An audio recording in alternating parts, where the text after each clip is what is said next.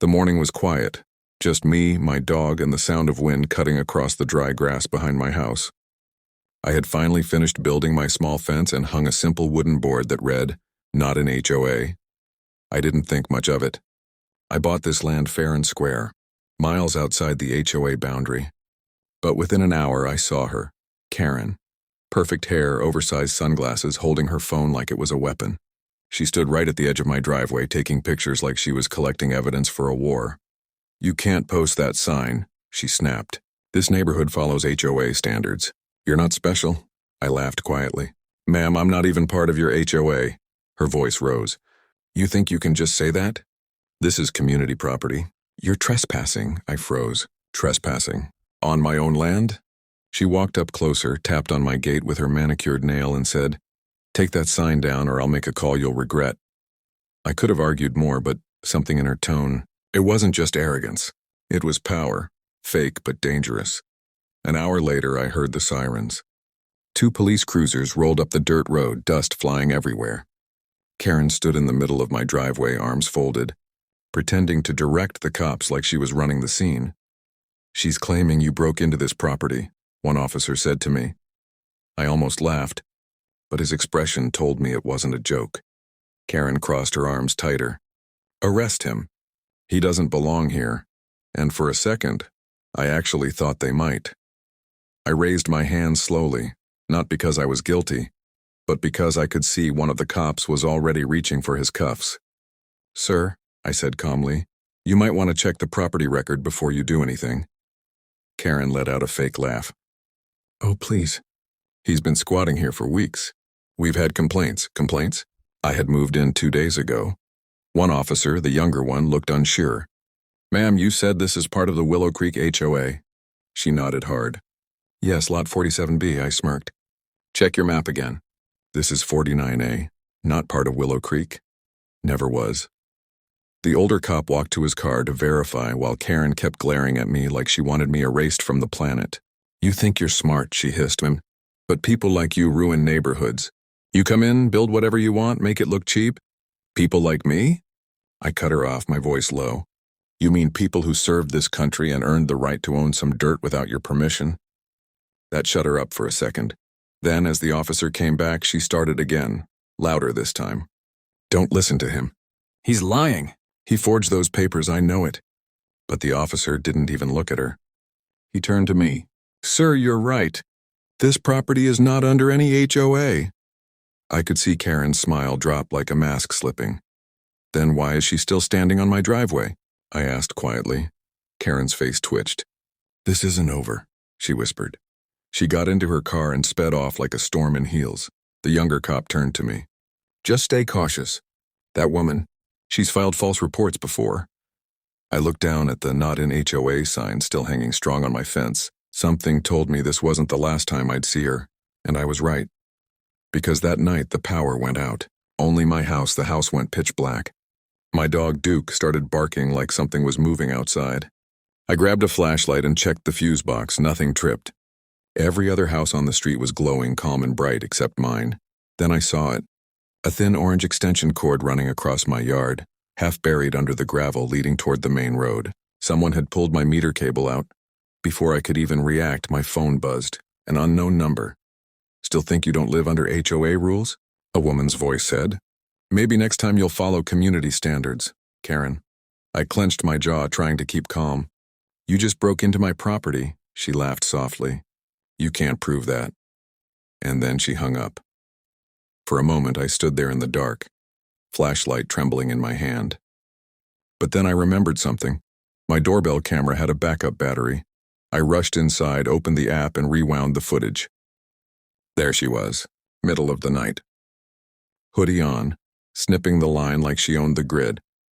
I saved the clip and copied it to a USB drive.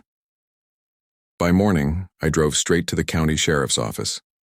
The deputy behind the counter raised an eyebrow when I showed him the footage. "That's the 5th complaint we've had about her this month," he muttered. "Fake notices, trespassing, vandalism.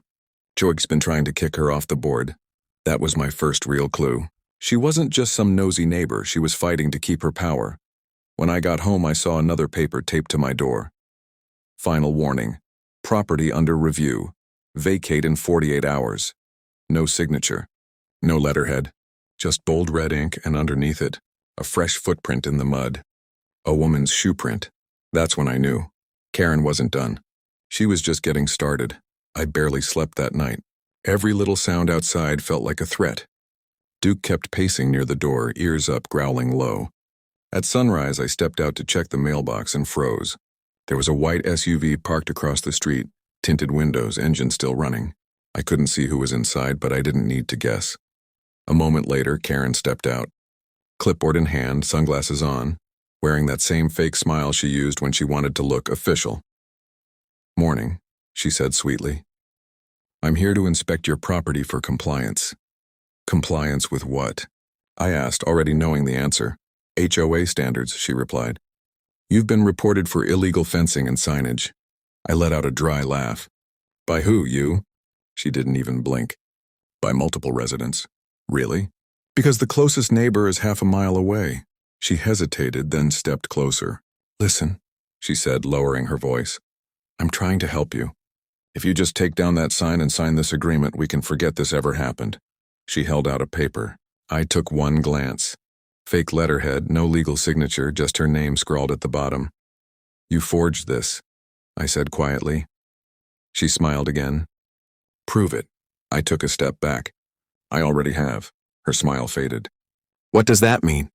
I didn't answer. I just pointed to the small blinking light above my porch. The camera she probably didn't notice. For the first time, she looked nervous. She turned to her SUV, muttering something under her breath. Then, as she was getting in, she said, "You think cameras can save you? You have no idea who I am." She drove off, kicking dust all over my driveway. I went inside, checked the footage, and saved every second of it. But what caught my attention wasn't her. It was the man in the passenger seat. He was wearing a uniform, police issued, and when I zoomed in, the patch on his shoulder wasn't from this county. I replayed the footage a dozen times, each time pausing on that man's face. He wasn't a local cop, that much I knew, but the uniform looked real enough to fool anyone who didn't know better. And I did. Because I'd worn one just like it 15 years ago.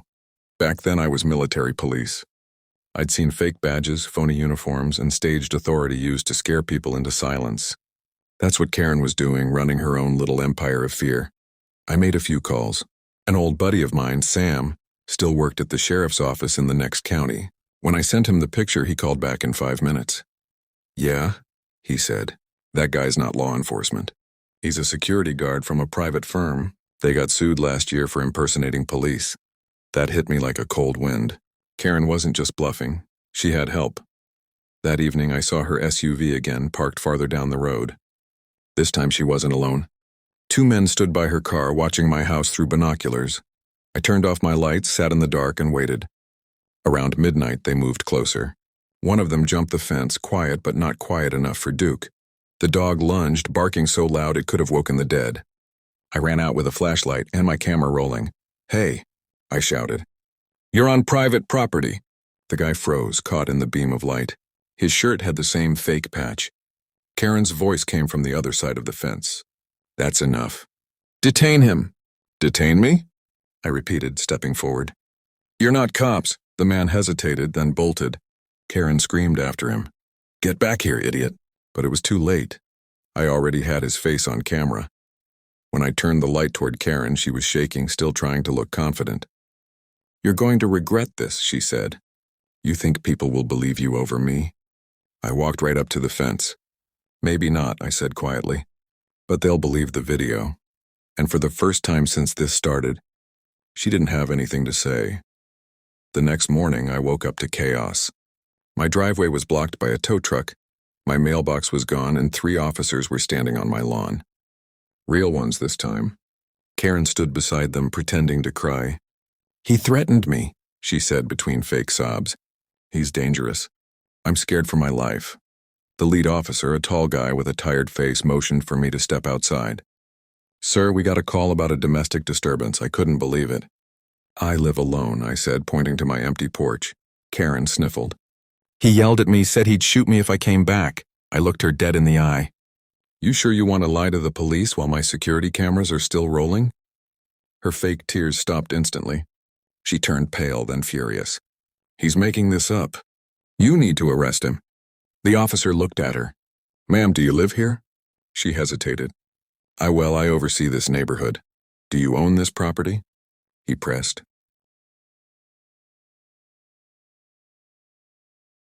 "No, but then you're trespassing," he said flatly. Karen's mouth opened, but no sound came out. The officer turned to me. "Sir, we'll review your footage and file a report. Don't leave town for a few days." I nodded, trying not to smile. As they left, Karen leaned close, her voice sharp like glass. "You think you've won? You don't know who's funding me. You don't know what this land is worth. That caught me off guard." "What are you talking about?"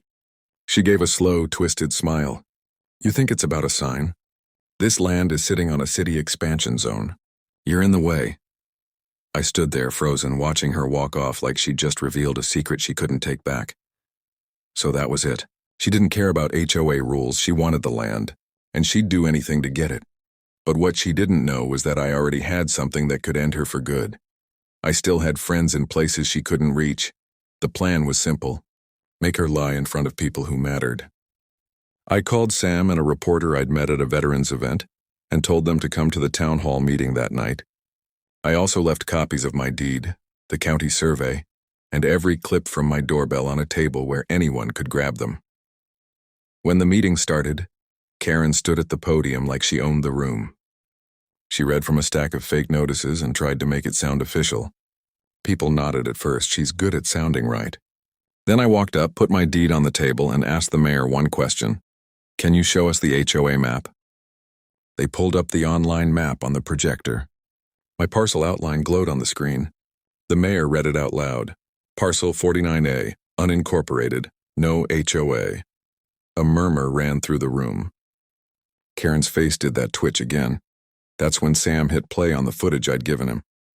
The room went quiet as the clip showed Karen and her private guard cutting my power, walking through my yard, and later shouting about making me move. The guard's uniform zoomed in, matched the patch Sam had traced to a private security firm that had been sued for impersonation. Karen tried to talk over it. "That video's edited," she screamed. People turned toward her like she'd yelled fire in a theater. The reporter stood up and said, "We have unedited files. We'll publish them. You can explain them in court." Her voice dropped. She looked around and found fewer allies than she expected. Then she did something I didn't see coming. She lunged for the papers on the table, the ones with county stamps and survey marks proving my ownership. She grabbed them and ran out the door. Two deputies who'd quietly slipped into the back blocked her path.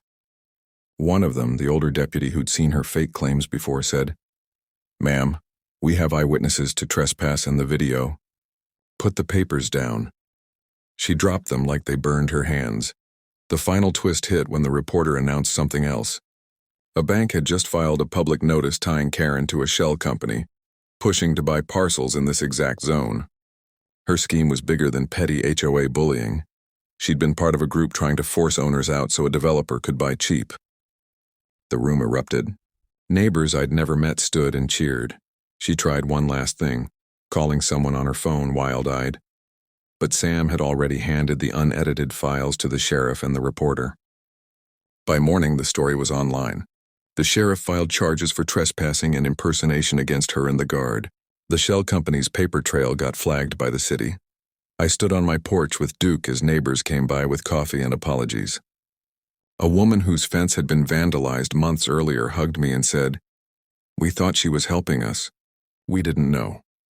I nodded, feeling both tired and strangely light. That night, as I locked the gate, a neighbor shouted, "You put up that sign and saved the rest of us." Someone started chanting, half joking, half proud, "Not in HOA." The chant spread down the street like a wave. I looked at the wooden board on my fence and smiled. This wasn't just about a sign anymore. It was about standing up, quiet, stubborn, and ready. I'd fought for this land and for my family's peace. I didn't need to shout. I just needed to show the proof. And I had one more thing tucked away, a recorded phone call where Karen, thinking she was bragging to a buyer, said she'd clear the lots by any means. That clip went to the sheriff for their case. It was the nail in the coffin. By the time the sun rose, the tow truck was gone, the mailbox was back, and my power stayed on. People were still talking about what happened. I felt a strange pride, like I'd done something bigger than myself. A few weeks passed and the dust finally started to settle. The sheriff's office had pressed full charges: trespassing, property damage, and impersonating law enforcement. Karen's name was everywhere. The developer she worked with pulled out of the project, pretending they had no idea what she'd been doing. But the emails told another story. I didn't celebrate. Not right away. I just wanted peace again. Duke slept by the porch, the fence stood strong, and the Not In HOA sign looked more like a badge of honor now than a joke. One afternoon, a county truck pulled up. I expected more trouble, but the man who stepped out was smiling. "Sir," he said, holding a folder, "we just wanted to let you know your property's now officially recorded as independent land. No future HOA claims can touch it." That felt good. Simple, clean justice. He drove off, and I just stood there for a minute, letting the quiet sink in. Then my phone buzzed. "Unknown number," I answered. A woman's voice, calm, steady. "You don't know me," she said, "but I'm Karen's sister." I wanted to say, "I'm sorry for what she did. She's getting help now. She lost everything." For a second, I didn't know what to say. I just nodded, even though she couldn't see me. "Sometimes losing everything is how people finally stop," I said. That night, I walked to the edge of my land where the dirt met the open field. The air felt different, lighter. I could finally breathe without waiting for the next knock, the next lie. I thought about all the fights I'd seen on foreign soil in boardrooms, now in my own backyard. Some battles come with guns, some with papers, and some with people who think power makes them untouchable. But the truth always gets there first. Has the sun set? I placed my hand on the fence post and whispered to myself, I didn't fight for this country just to be told I can't live on my own land. The wind carried the sound through the open field. The Not In HOA sign creaked softly like it was agreeing with me, and for the first time in a long time I felt at peace, not because I won, but because she couldn't take what was mine ever again.